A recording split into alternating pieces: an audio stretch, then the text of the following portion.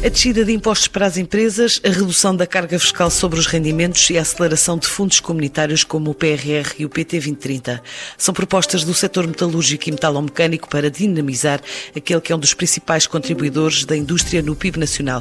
O setor esta semana apresentou um estudo centrado na visão estratégica até 2030 e mesmo face às dúvidas quanto a novos aumentos de preços da energia, é com otimismo que o representante da Metal Portugal encara o futuro. Rafael Campos Pereira, vice-presidente da AIMAP, a Associação dos Industriais Metalúrgicos e Metalomecânicos e Afins de Portugal, vem agora à antena da TSF falar deste negócio em português. O setor metalúrgico e metalomecânico tem, ao longo dos últimos anos, conforme é sabido, tem vindo a registrar um crescimento extraordinário. Podemos dizer que desde 2009 até agora triplicámos as exportações, aumentámos o valor acrescentado bruto, o volume de negócios aumentou substancialmente, o número de trabalhadores e trabalhadores qualificados, particularmente os trabalhadores qualificados, também aumentaram, e tudo isto resultou de apostas essencialmente na diferenciação, na inovação, na qualificação dos recursos humanos, etc. Acontece que temos a noção de que o mundo altera-se, há um conjunto de alterações significativas que têm acontecido mesmo naquilo que são os nossos clientes e os nossos fornecedores. Nos últimos anos, se precisássemos de evidências, a pandemia e a guerra na Ucrânia ainda enfatizaram mais esta questão. Estamos também perante dois grandes desafios de transição, a transição digital, que impacta muito com os recursos humanos, e a transição energética e ambiental, e portanto nós, perante este novo mundo, achamos que seria importante revermos e repensarmos a estratégia para aquele que é o maior setor da economia portuguesa, um terço das exportações da indústria transformadora. E nesse sentido, tentámos identificar algumas fragilidades, aquilo em que somos fortes, quais são os grandes desafios e oportunidades que temos, e portanto, para esse efeito, pedimos à EY, à Ernst & Young, para nos ajudar a fazer um estudo, uma reflexão, um diagnóstico e depois um plano estratégico para os próximos anos. Então, quais são as principais prioridades e estratégias a seguir? A que conclusões chegaram com o estudo? O setor metalúrgico e metalomecânico é um setor que tem apostado muito e tem conseguido, aliás, como grande parte da indústria portuguesa, tem conseguido ser muito ágil e flexível, responder a nichos de mercado, ser conseguir entrar em nichos e segmentos com cada vez mais valor acrescentado, sermos versáteis, produzir pequenas séries, etc. De facto, neste momento, em termos mundiais, com a transição digital, há muitos outros concorrentes que podem também, de facto, entrar naqueles campeonatos onde nós somos os melhores pelas nossas características. Portanto, nós também não podemos deixar de apostar de forma decisiva na digitalização e na robotização da nossa indústria, para podermos continuar a ser melhores naquilo que somos os melhores. E essa questão da digitalização e da robotização tem também dá resposta também a uma outra questão, um outro desafio que tem a ver com os recursos humanos. Nós, de facto, como sabemos, temos cada vez menos gente interessada em produzir e em desempenhar as funções que as gerações anteriores estavam disponíveis para executar. Isso aí é uma evidência. E, portanto, para além disso, em termos mundiais e em termos globais, as nossas empresas precisam de entrar cada vez mais nos campeonatos do valor acrescentado. E, portanto, nesse sentido, nós achamos que é fundamental substituir postos de trabalho de menor densidade tecnológica e, portanto, com menos valor acrescentado e que já estarão, em alguns casos, obsoletos, por outros postos de trabalho com mais densidade tecnológica, com um perfil de maior valor acrescentado, e, portanto, esse é grande desafio que nós temos, a transição digital, associado também ao da transição energética. Temos, para este efeito, que apostar na digitalização das empresas, na qualificação dos recursos humanos dentro desta nossa nova lógica, continuar a investir fortemente na promoção da internacionalização das nossas empresas, até porque entendemos que neste mundo, ao contrário do que se disse, não está a acontecer um fenómeno de desglobalização, mas estamos a assistir a um outro fenómeno diferente, que é a da globalização fragmentada, ou uma fragmentação da globalização, digamos assim. E cada vez mais os fornecedores e os clientes trabalham mais para o seu bloco. Ora, nós, neste momento, o nosso setor exporta cerca de 75% daquilo que produz para os países da União Europeia, para o nosso bloco. A seguir à União Europeia, os principais são o Reino Unido e os Estados Unidos, que também estarão, enfim, particularmente o Reino Unido, naquilo que podemos considerar o nosso bloco. Isto significa que nós temos condições para esta fragmentação da globalização não nos prejudica tanto, pelo contrário, nós podemos estar preparados para fazer face a aumentos de encomendas, e isso está a acontecer, por parte de empresas do nosso bloco que estão a abandonar fornecedores noutras paragens. Obviamente que nós queremos também continuar a apostar noutros mercados, mas temos a noção de que os ventos, nesta altura, são-nos favoráveis para continuarmos a crescer. E por isso, como são mercados altamente exigentes e sofisticados, estimulam-nos muito, porque nos obrigam exatamente a apostar também naquilo que é o valor acrescentado de excelência e, portanto, mais inovação, mais investigação e desenvolvimento, mais certificação e pronto, um conjunto de outros fatores de diferenciação, que propriedade industrial, design, etc., que nos podem, de facto, diferenciar. Quantos empregos é que o setor tem nesta altura, tendo em conta a dimensão, não é, empresarial, e quantos é que vão necessitar já com esse novo perfil mais tecnológico?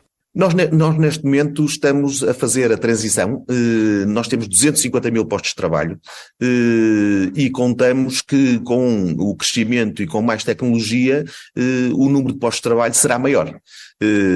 Será maior ao contrário daquilo que muitas vezes se pensa. Paradoxalmente, nós esperamos que o número de postos de trabalho cresça, porque o facto de substituirmos, nós o que queremos é ganhar sermos mais produtivos, fazermos mais com menos recursos, mas isso não quer dizer que vamos ter menos recursos humanos. Pelo contrário, esperamos que haja mais empresas e que sejamos capazes de competir para atrair e reter talentos. Esta é uma análise feita no momento em que o país começa a implementar também os fundos do PRR, abriu candidaturas ao PT 2030. Que apoios públicos é que já foram dados ao setor e o que é que falta ainda concretizar ou fazer? O setor está envolvido, evidentemente que o setor e as empresas do setor recorrem a apoios públicos habitualmente, nomeadamente na promoção da internacionalização e no apoio à qualificação dos nossos recursos humanos. Enfim, esses apoios públicos, eu tenho sempre alguma dificuldade em qualificá-los como apoio público, porque, por exemplo, naquilo que é o apoio à qualificação dos recursos humanos, isto é dinheiro das entidades empregadoras e dos trabalhadores, pura e simplesmente, não é? A Segurança Social é financiada, e na parte da formação profissional, nomeadamente, é financiada, o Instituto de Emprego é financiado com aquilo que são as contribuições das entidades empregadoras e dos trabalhadores. E o dinheiro dos nossos impostos também é dinheiro dos contribuintes. Mas, independentemente disso, há recursos europeus que nós tentamos beneficiar. Aliás, nós estamos perante, neste momento, o maior envelope financeiro que o país alguma vez teve direito, com a soma dos valores do PRR e do Portugal 2030.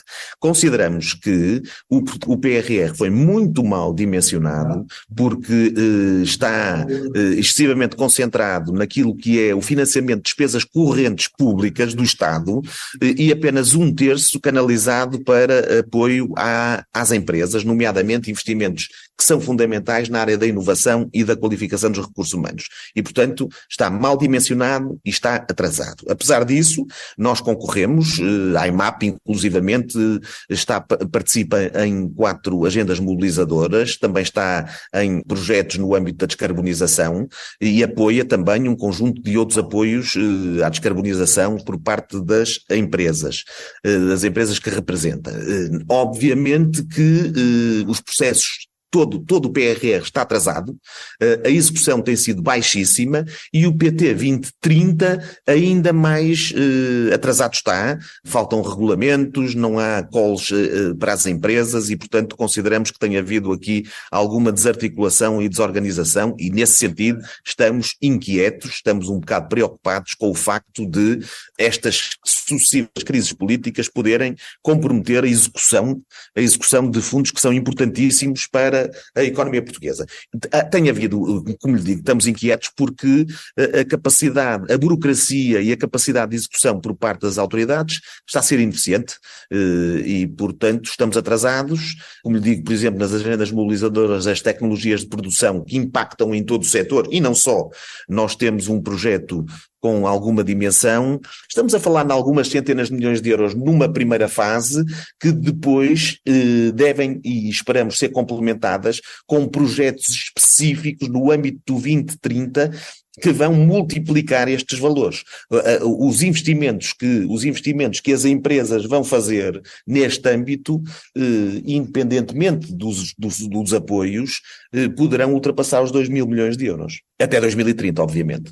Falou dessa inquietação a nível nacional, também estamos a assistir à polarização geopolítica do mundo, não é? Entre este bloco ocidental e oriental. Foi isso que levou a esta necessidade de definir a nova visão até 2030?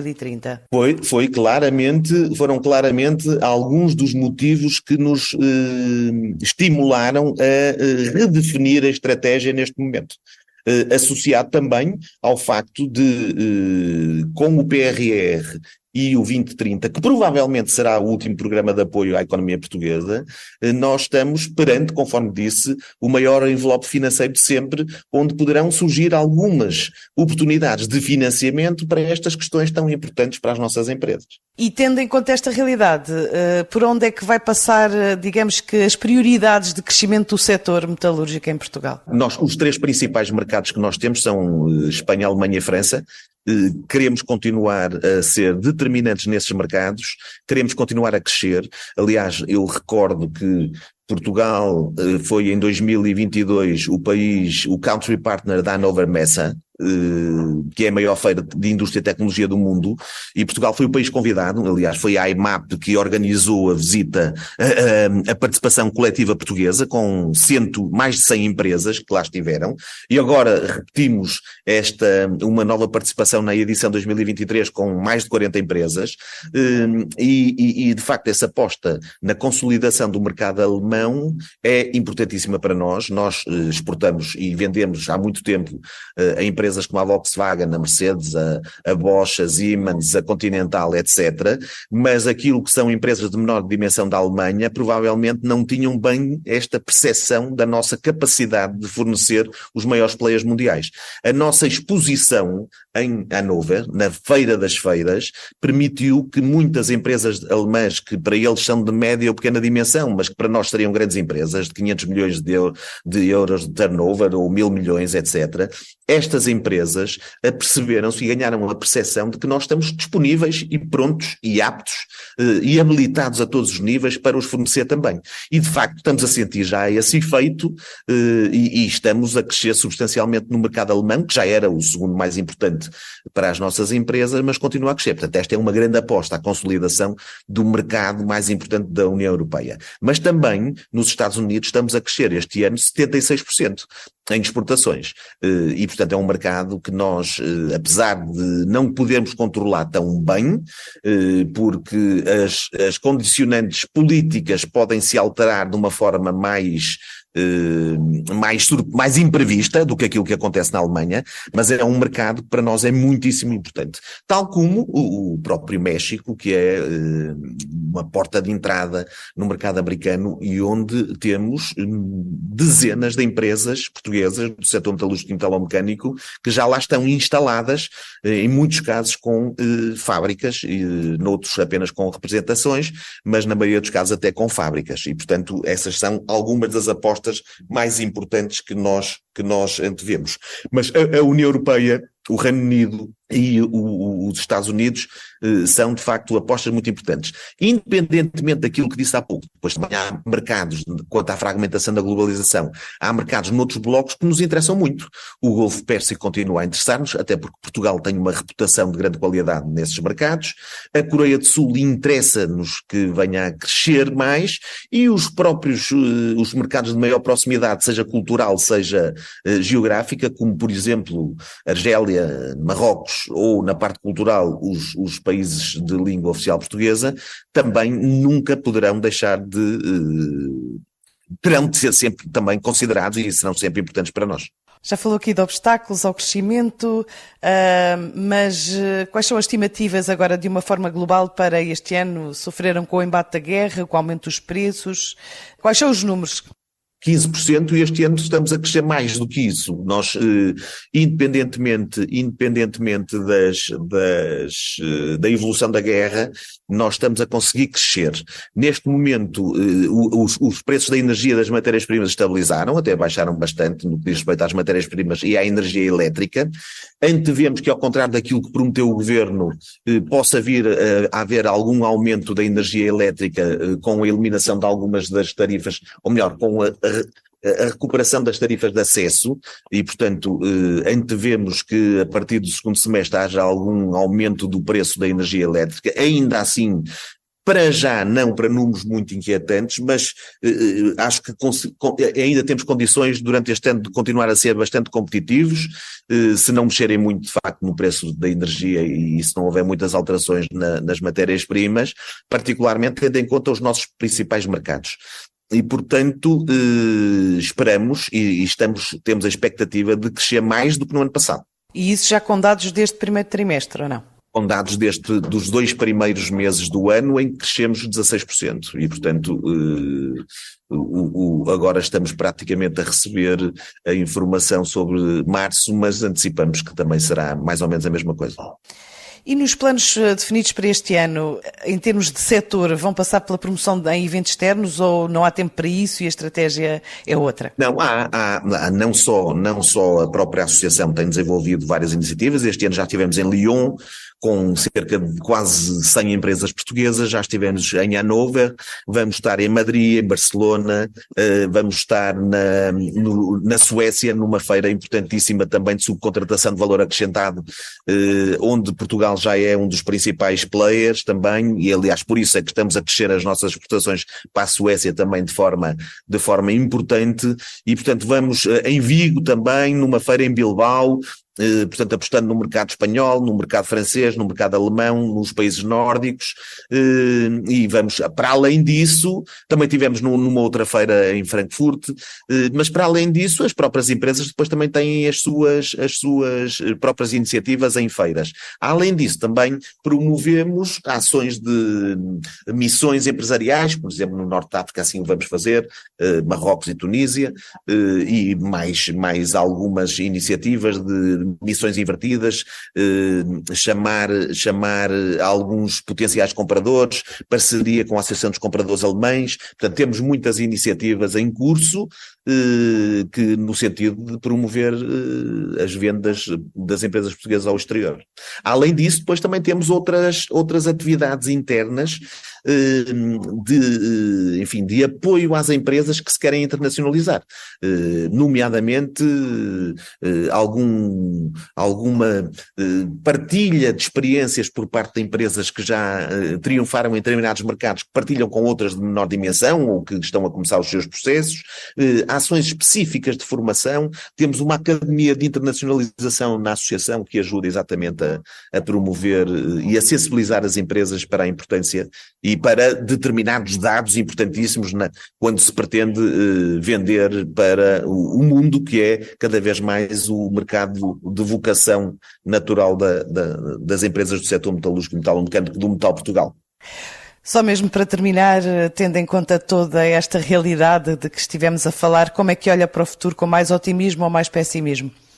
Eu acho que nos últimos anos todas as notícias das mortes do Ocidente e da economia e do capitalismo foram manifestamente exageradas. Nós temos conseguido resistir a muitas adversidades, a muitas contrariedades. Eu quero ser otimista. Obviamente, o único pilar que funciona em Portugal, num momento em que o ensino público está como está, o Serviço Nacional de Saúde passa os seus piores momentos. Há um conjunto enorme de dificuldades a todos os níveis. A administração pública está bastante anquilosada. O governo é envolvido em casos e casinhos sistematicamente. A única coisa que funciona são as empresas e a economia. É o único fator positivo, o único pilar que está a funcionar verdadeiramente, e nomeadamente as exportações.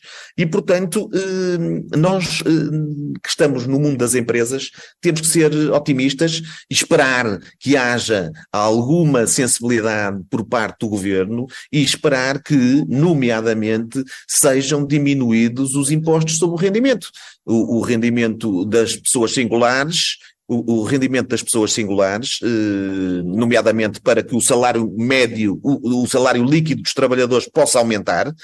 As empresas têm feito nos últimos tempos um conjunto de aumentos importantes, mas grande parte desses aumentos são absorvidos por impostos e são sequestrados pelo próprio Estado. Portanto, nesse sentido, frustra-se bastante o efeito dos aumentos que as empresas têm tentado fazer. Para além disso, também consideramos importantíssimo que sejam criadas as condições para que as empresas portuguesas tenham a mesma competitividade fiscal que as suas concorrentes estrangeiras, que concorrem noutros países da União Europeia, ou muitas delas mesmo aqui em Portugal, que acabam por, em muitos casos, como sabemos, pagar os impostos noutras geografias. Do Paraguai à China, à Estónia e Lituânia, o mês de maio vai trazer várias missões de negócios aos empresários portugueses deste e de outros setores de atividade.